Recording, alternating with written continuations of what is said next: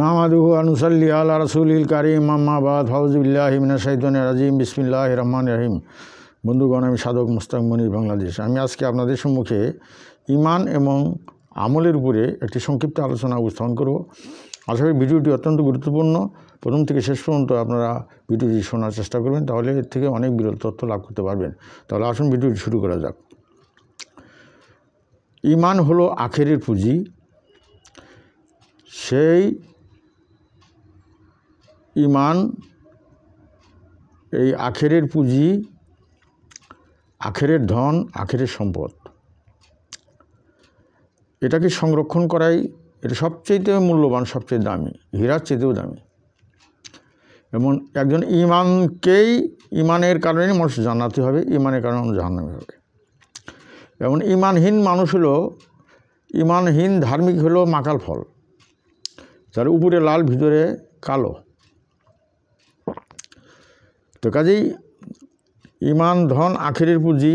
ঈমান ধন হলো একটি মহাসম্পদ একজন মানুষের জন্য, এবং ঈমানের মূল্য দিয়ে কেউ শেষ করা যাবে না, কারণ এই ঈমানের কারণেই মানুষ জান্নাতি হবে বলে সুবহানাল্লাহ।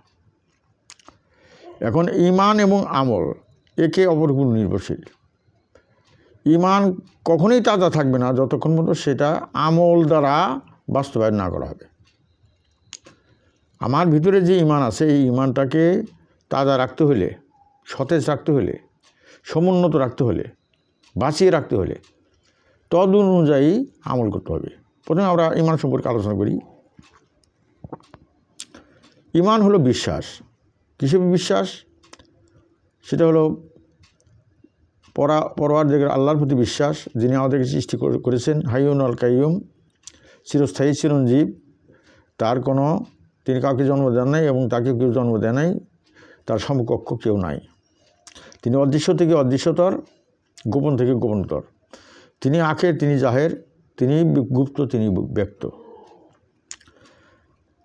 এবং এই ঈমানের কতগুলো স্তর আছে, যেমন অদৃশ্য, গোপন আল্লাহর প্রতি বিশ্বাস স্থাপন করা, অদৃশ্য আল্লাহর প্রতি বিশ্বাস স্থাপন করা।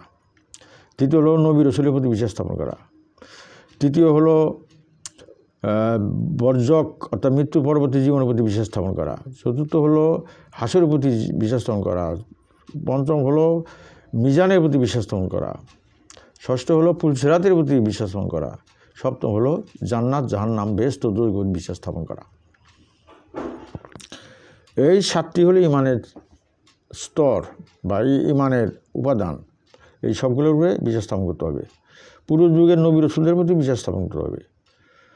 কিন্তু আমাদের পরবর্তী সময়ে হযরত মুহাম্মদ আহমদ মুস্তাফা সাল্লাল্লাহু আলাইহি সাল্লাম, তিনি সর্বশেষ নবী, সর্বশ্রেষ্ঠ নবী। তার আগমনের সঙ্গে সঙ্গে পূর্বের সমস্ত ধর্মগুলোকে বাতিল হয়ে যায় এবং ইসলাম ধর্মই সারা জগতের মানুষের জন্য নির্ধারণ হয়ে যায়। এবং যারা গ্রহণ করেছে তারা মুসলমান, যারা গ্রহণ করেনি তারা অমুসলিম। আর যারা মুসলমান তাদের অবশ্যই এই ঈমানের অঙ্গগুলোকে তাদেরকে ধারণ করতে হবে এবং তদ অনুযায়ী আমল করতে হবে। যখনই আমরা মহান আল্লাহ পাক রব্বুল আলামিনের প্রতি ঈমান আনলাম, তখনই আমাদের প্রতি আরোপিত হয়ে যায় মহান আল্লাহ পাক রব্বুল আলামিনের আদেশ এবং নিষেধ। তার হুকুমতের প্রতি আমাদেরকে রাজি খুশি থাকতে হবে, তার হুকুমতকে পালন করতে হবে। আর তার হুকুমতগুলো কি? নামাজ পড়তে হবে, রোজা রাখতে হবে, হজ করতে হবে, যাকাত দিতে হবে। এটা হলো আনুষ্ঠানিক ইবাদত। এরপরেও আরও আছে পারিবারিক নীতি, নিয়ম নীতি আছে। স্ত্রীর প্রতি স্বামীর দায়িত্ব, স্বামীর প্রতি স্ত্রীর দায়িত্ব, পিতামাতার প্রতি সন্তানের দায়িত্ব, সন্তানের প্রতি পিতামাতার দায়িত্ব। পারিবারিক সামাজিক জীবনের রীতিনীতি এবং সামাজিক জীবনের যে সমস্ত নিয়ম, সালামের বিনিময় করতে হবে। মানুষের হক নষ্ট করা যাবে না, চুরি করা যাবে না, ডাকাতি করা যাবে না, রাহাজানি করা যাবে না, সন্ত্রাসী করা যাবে না, পরদ্রব্য হরণ করা যাবে না, রাষ্ট্রীয় সম্পদ হরণ করা যাবে না, জনগণের সম্পত্তি হরণ করা যাবে না। এবং যার এই সমস্তগুলা কোনো প্রকার অপকর্ম, অবিচার, ব্যভিচার এগুলো কিছুই করা যাবে না। কারণ আল্লাহ পাক রব্বুল আলামিন আমি বলেছি, এবং মাদক, হারামগুলোকে হারাম হিসেবে মেনে নিতে হবে। সুদ খাওয়া হারাম, ঘুষ খাওয়া হারাম, তারপরে বিভিন্ন পশু খাদ্য হারাম, শুকুর খাওয়া হারাম, এবং যে সমস্ত জন্তু কি বলে যে সমস্ত পাখি এবং যে সমস্ত জীব অন্য জীবকে ধরে খায়, আহার করে, এই সমস্ত পশু, হিংস্র জীব জানোয়ারকে এগুলো হারাম, এগুলো খাওয়া যাবে না। এরকম বিভিন্ন খাদ্য দ্রব্যের ভিতরে কোনটি খাওয়া যাবে, কোনটা খাওয়া যাবে না, কোনটা হারাম, কোনটা হালাল, হারাম হালাল বেঁচে চলতে হবে। এবং আল কোরআনের প্রতিটি বিধানকে মেনে চলতে হবে। এটা হলো ইমানের আমল। যখনই আপনি ইমান আনলেন তখনই ওই ইমানের যে দাবি, সেই দাবি অনুযায়ী আমাকে আমল করতে হবে। এখন এই আমল আপনাকে কোথায় নিয়ে যাবে? এই আমলের দ্বারা কি হয়? ইমান অনুযায়ী যে সমস্ত আমল আমরা করে থাকি, এই আমলের দ্বারা একটা অদৃশ্য জগৎ সৃষ্টি হয়। আমার ভিতরে, আপনার ভিতরে একটা অদৃশ্য জগৎ সৃষ্টি হয়, এবং ওই অদৃশ্য জগৎ যে সৃষ্টি হয়, এই জগৎটি যদি ভালো কর্মের দ্বারা সৃষ্টি হয় তাহলে সে হবে জান্নাতি, এবং সেটা জান্নাত সৃষ্টি হয়ে থাকে। ভালো কর্মের দ্বারা, ইমান এবং ভালো কর্মের দ্বারা জান্নাত সৃষ্টি হয়ে থাকে, এবং ইমানের দ্বারা জান্নাত সৃষ্টি হয়। এবং জান্নাতের যে ফুল ফল, দুধের নহর, পানির নহর, শরবতের নহর ইত্যাদি যা কিছু আছে, এগুলো সব আমল।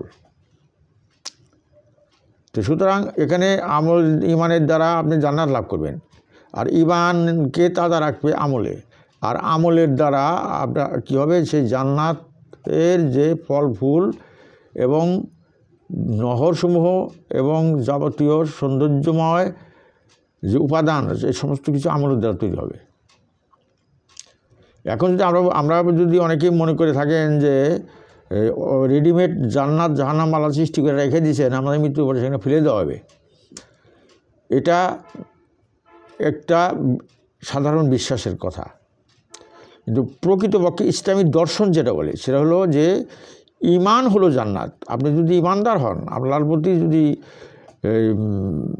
বিশ্বাস, পরিপূর্ণ বিশ্বাস স্থাপন করে থাকেন, আপনি যদি নবী রাসূলের প্রতি বিশ্বাস স্থাপন করে থাকেন, আপনি যদি হাসরের প্রতি বিশ্বাস স্থাপন করে থাকেন, আপনি যদি মিজানের প্রতি বিশ্বাস স্থাপন করে থাকেন, আপনি যদি ফুল সিরাতের প্রতি বিশ্বাস স্থাপন করে থাকেন, আপনি যদি দোজখ বেহেশতের প্রতি বিশ্বাস স্থাপন করে থাকেন, তাহলে আপনি হলেন ইমানদার। এবং এই ইমানের 4টা স্তম্ভ আছে। এই ইমানের 4টা স্তম্ভ, 3টা স্তম্ভের ভিতরে প্রথম স্তম্ভ হলো যে ইলমুল ইয়াকিন, জ্ঞানমূলক বিশ্বাস অর্থাৎ সাধারণ বিশ্বাস। দ্বিতীয় হলো আইনুল ইয়াকিন, দর্শনমূলক বিশ্বাস, আপনি দেখে বিশ্বাস করবেন, এটা হলো বিশ্বাসের ধাপ বা স্তর। তৃতীয়ত হলো হক্কুল ইয়াকিন অর্থাৎ অভিজ্ঞতামূলক বিশ্বাস, আল্লাহকে হাজির নাজের দেখা এবং তাকে হাজির নাজের পাওয়া, এটাকে বলা হয় হক্কুল ইয়াকিন। কাজে ইমানের যে 3টি স্তর, এই 3টি স্তর অতিক্রম করতে হবে, তাহলে ইমান আপনি পরিপূর্ণতা লাভ করলো। আর এই ইমান অনুযায়ী আপনি সত্যের উপর থাকতে হবে, ন্যায়ের উপর থাকতে হবে, অন্যায়কে ত্যাগ করতে হবে, মিথ্যাকে ত্যাগ করতে হবে, এবং হারামকে ত্যাগ করতে হবে। আপনার জীবনের সব কিছু হারাম, খাদ্য হারাম, এবং হারামকে লালন করতে হবে, সত্যকে লালন করতে হবে, ন্যায়কে লালন করতে হবে। যদি এতে আপনার কোনো ক্ষতি হয় তবুও আপনাকে এটা করতে হবে, কারণ এটা ইমানের দাবি। কাজেই এখন আমাদের অবশ্যই ইমান অনুযায়ী আমল করতে হবে, এবং ভালো আমলের দ্বারা আমাদেরকে আমাদের জান্নাতের উপযোগী হতে হবে, এবং এর পুরস্কার পৃথিবীতেই শুরু হয়ে যায়। তো সুতরাং আমি আজকে আপনাদের আলোচনায় আমি সংক্ষিপ্তভাবে আপনাদের সঙ্গে উপস্থাপন করতে চেষ্টা করেছি যে ইমান হলো আখেরের পুঁজি, সে ধনে দিও না কুঞ্জি। আমলের যে আখেরের পুঁজি, সে ধনে চাবি তালা দেওয়া রাখতে হবে না, সেটাকে খুলে দিতে হবে। আর খুলে দিলেই আপনার জান্নাতে আপনি চলে যাবেন, আপনার জান্নাতে আপনি রচনা করবেন, কারণ ওটা সেটিং করা আছে।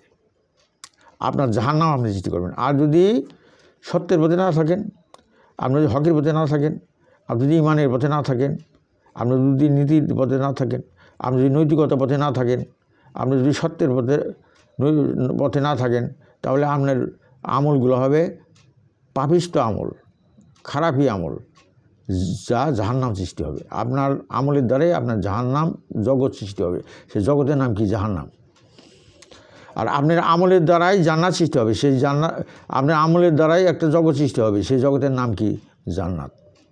সুতরাং জান্নাত এবং জাহান্নাম এটা আপনার হাতেই আছে। আপনি ইচ্ছা করলে জাহান্নাম তৈরি করতে পারেন আমলের দ্বারা, আপনি ইচ্ছা করলে জান্নাত তৈরি করতে পারেন আপনি আমলের দ্বারা। আপনি কোনটি পথ বেছে নেবেন সেটা আপনি চিন্তা করবেন। ওয়া আখির দাওয়ানা আলহামদুলিল্লাহি রাব্বিল আলামিন। আসসালামু আলাইকুম ওয়া রাহমাতুল্লাহি ওয়া বারাকাতুহু।